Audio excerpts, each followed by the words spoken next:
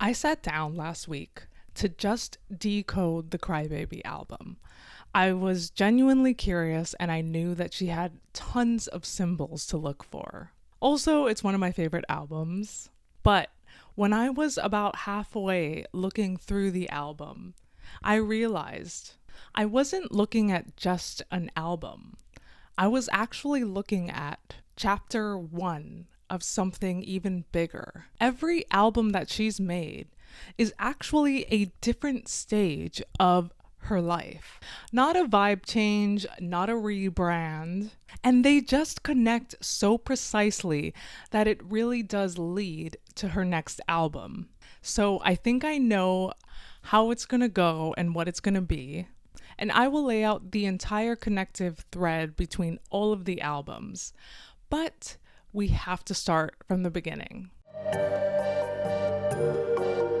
A little bit about me.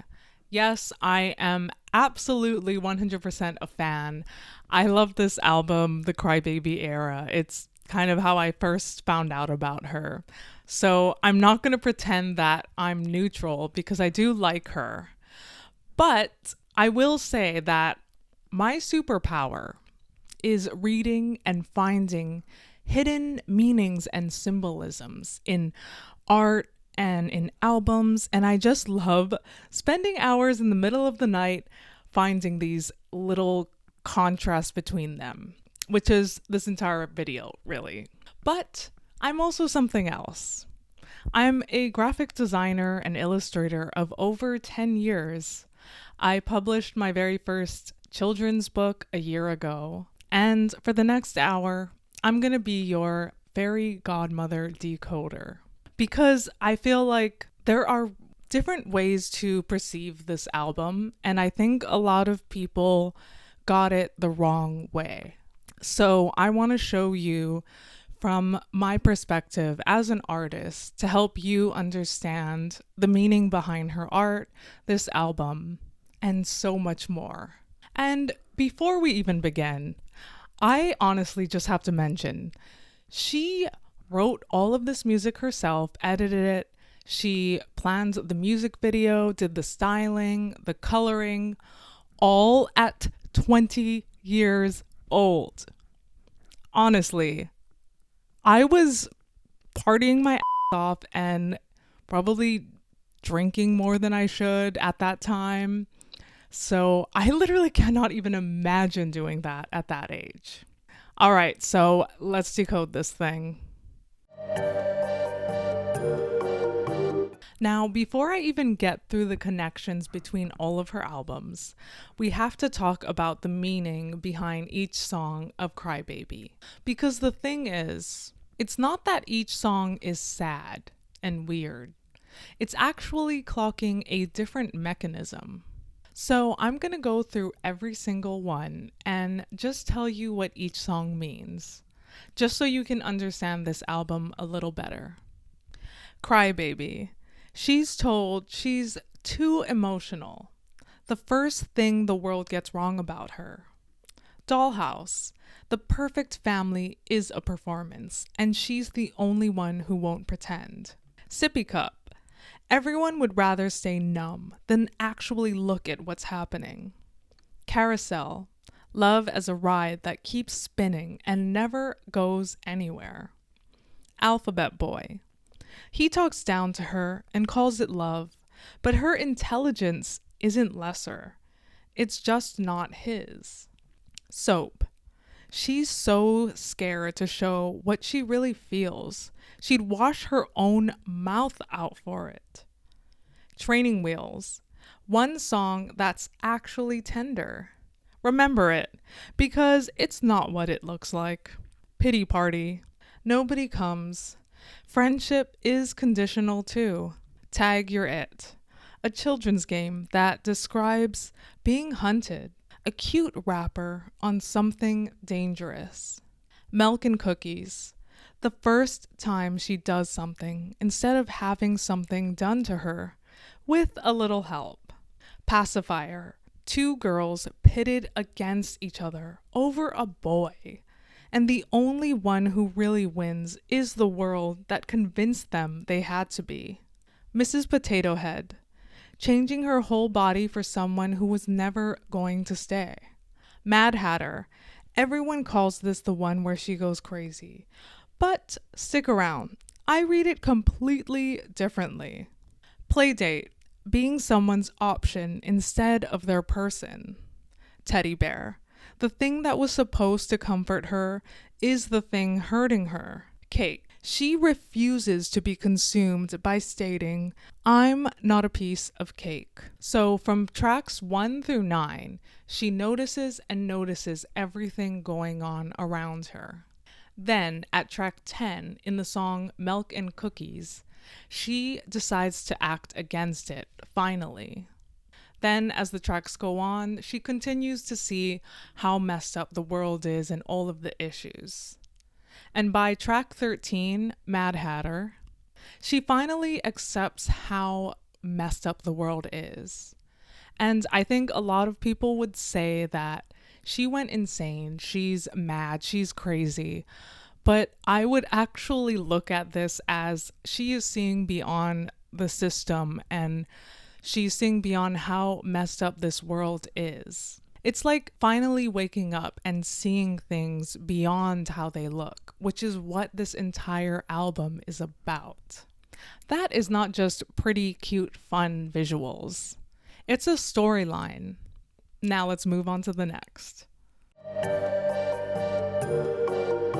Okay, so before we even get into the symbols, let me tell you what this album gets accused of, because it's going to matter after everything after. 1, that it infantilizes and sexualizes young girls, that the whole aesthetic is a grown woman playing a child, and it just feels uncomfortable.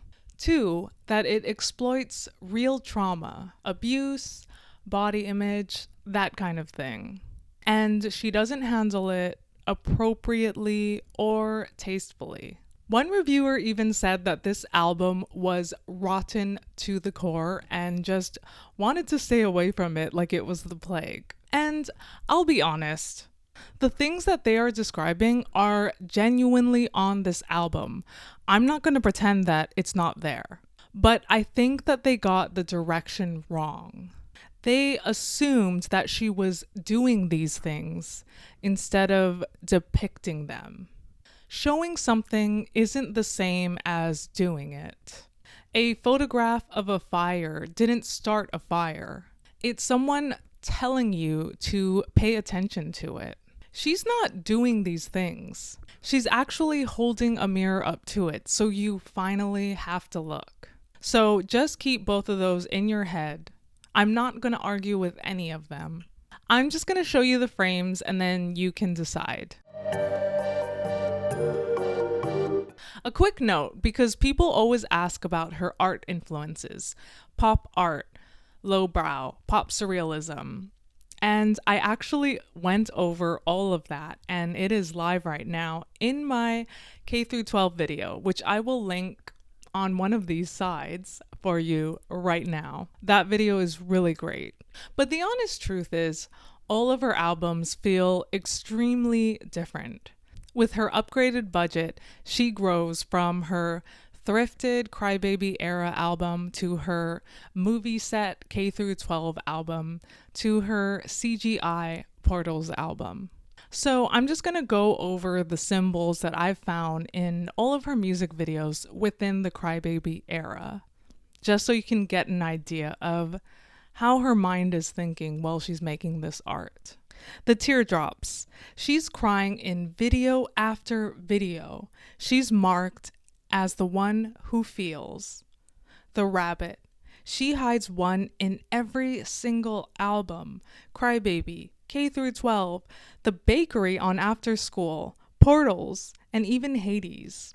And it's almost always a worker, blank, obedient, like it's been hypnotized into serving the system. The teddy bear. The thing that's supposed to comfort her is the thing that's actually hurting her. The pacifier. Its whole job is to keep something quiet. Here, it's about being silenced. The wolf. Predation, dressed as something friendly. The dolls and porcelain, the fake outward perfection society forces on us, the two-toned hair, the idea of balancing lightness and darkness together. The blue boy. And he shows up in the K through 12 movie. He's based on the nursery rhyme, Little Boy Blue, the boy who's asleep on the job. The album's palette, the whole era is painted in one soft pastel scheme, straight off of the Crybaby cover, pink with blue and purple undertones running throughout. Now, let's talk about Alphabet Boy. Remember criticism 1 about infantilizing little girls? Well, here it is. And watch who's doing it this time. A grown man is teaching a grown woman the alphabet while she's counting his money. And she simply rejects it in the song. And the nursery images that people mock, the building blocks, the candy, the fridge magnets, that's his language being thrown right back at him. And look closely at this picture. She uses his own alphabet magnets to spell out exactly what she thinks of him. Isn't that beautiful? The aesthetic is the critique, is basically what I'm trying to get around this. People have been mocking this album for the exact device it uses to make its point. And on an album that's titled Crybaby, you notice she refuses to cry in front of him throughout the entire song. Because she's not going to hand her tears to him to give them more proof that she's a child. She's choosing who gets them. Mrs. Potato Head. In the story, it shows Crybaby seeing all of these commercials selling her diet pills, blonde wigs, ways to just look and conform. And she does it. She tries to put tissues in her bras. She tries to take pills. She puts the wig on.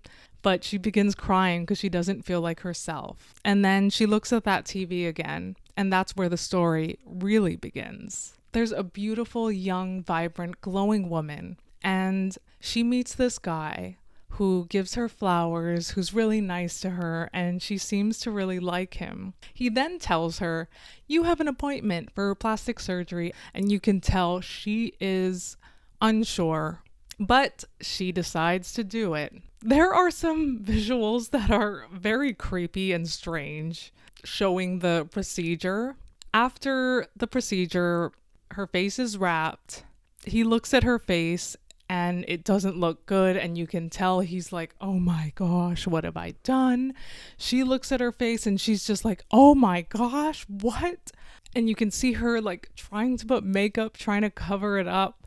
Before she even gets the wraps taken off, you actually see him cutting a bit of her hair, like owning a piece of her. And that's why it makes me feel so uncomfortable. I mean, it's obvious he didn't care. It finally ends with her looking out her window and just seeing him giving flowers to another woman while she's just in shock and her face is just changed for him. And even though it's disturbing, it really makes you not want to change for another person, no matter how much you like them.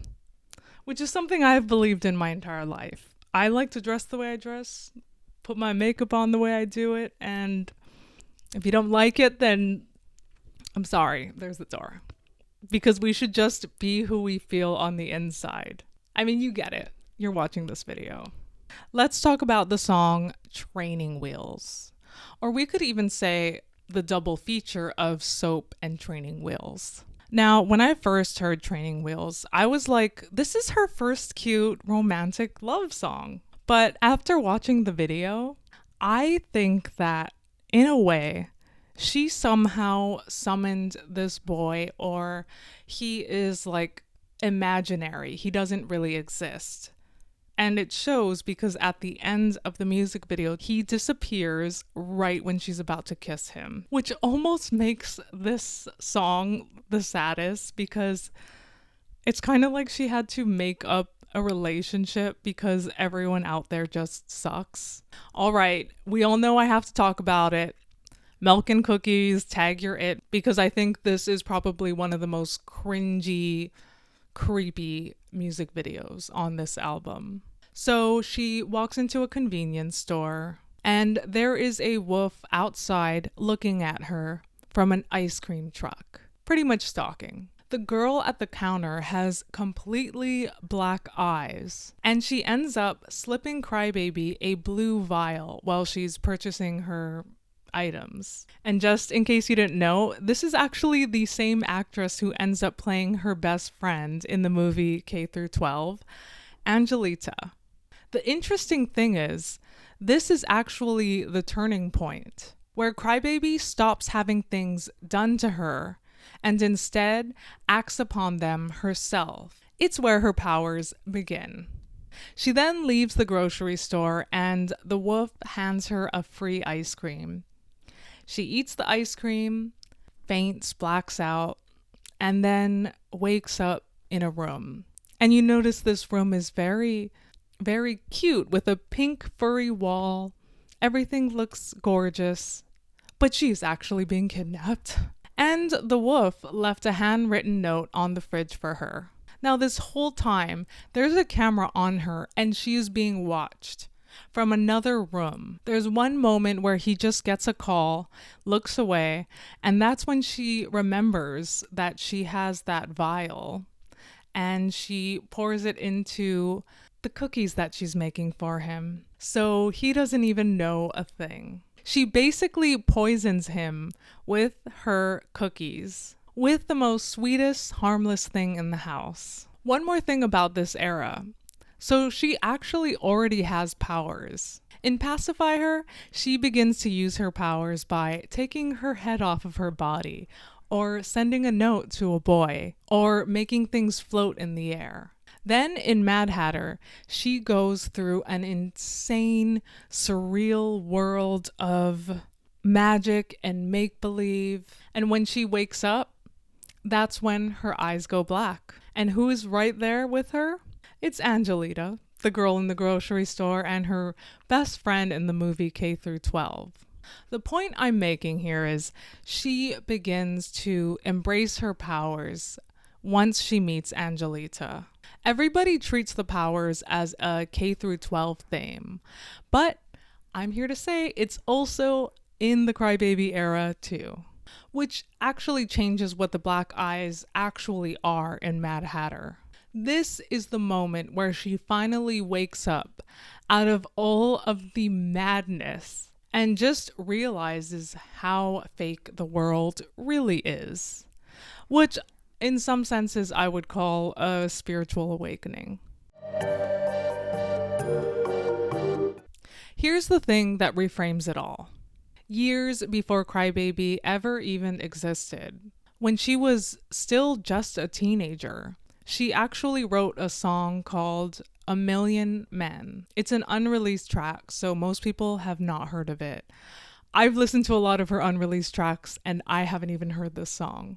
But it tells the story of a young girl that's sold into trafficking. She basically wrote this song after she found out that this was actually happening in the world today. And it just shook her to her core. In her own words, back in 2013, she said, "I try not to cry when I sing because it feels so real." And that is a real quote from a real interview. I'll even drop the link below if you want to look more into it. So when you see The Wolf or A Child's Game that's really about being hunted, it's not for shock value. She isn't doing these things. She's pretty much showing us that they're out there and making sure that we can't look away. And she's pretty much been doing this throughout her career. And honestly, it shakes me to my core too.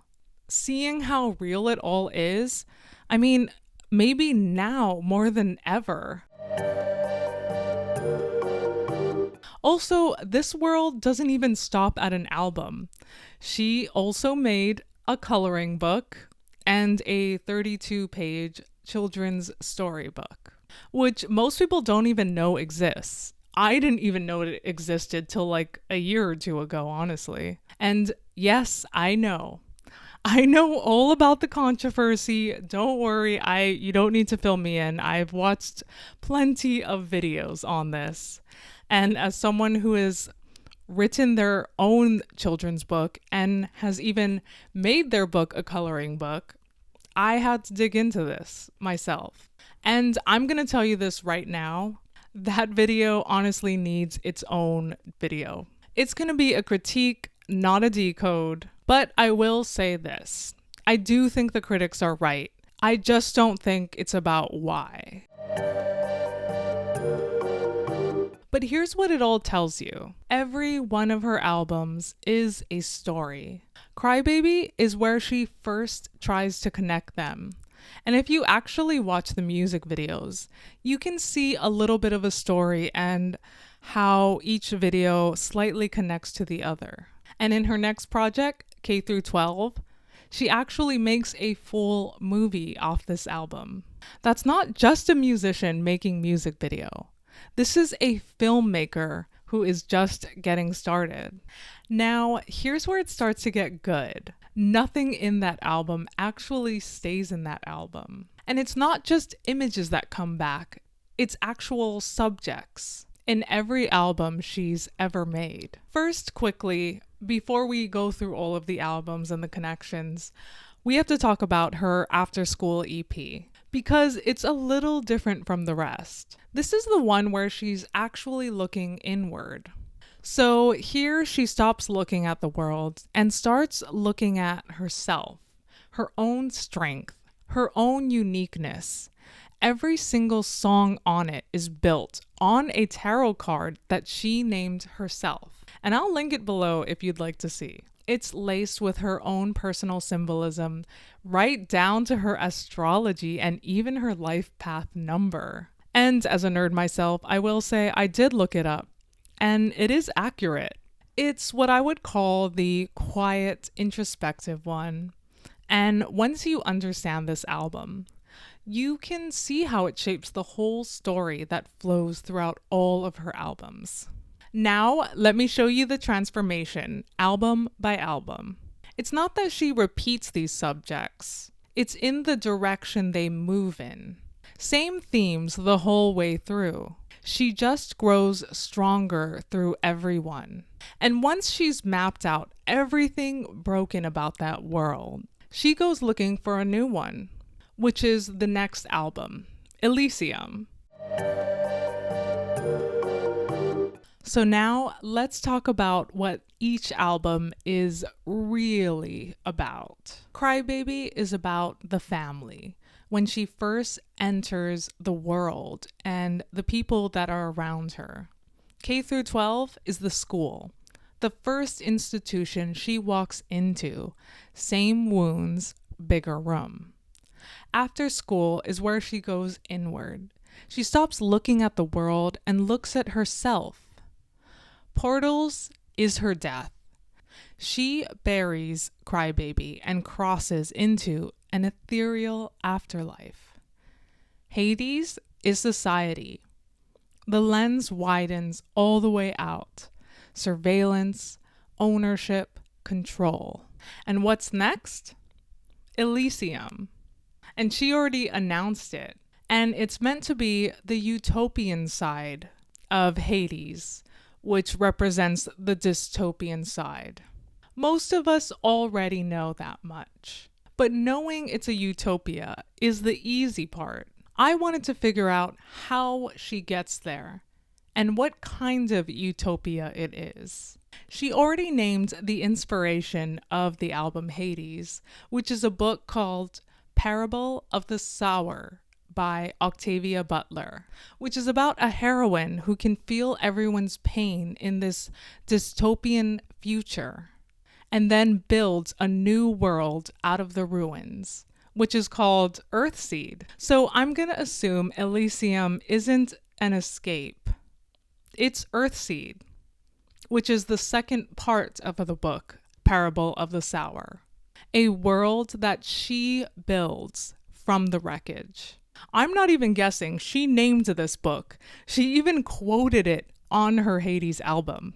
So here it is, all of it on screen. And the reason why I think I saw this and a critic didn't is because I've lived this. I left the thing that I was supposed to want. And now I make videos telling people that they're allowed to be themselves. Weird is just art that people have not decoded yet. So tell me, what exactly do you think her next album will be about? What are your thoughts, opinions? I'm so curious to know. If you watch the Mad Hatter music video, you will see that it goes straight into the K through 12 movie. And if you want to watch me decode the K through 12 movie, I already have. And it's right here. So go watch it.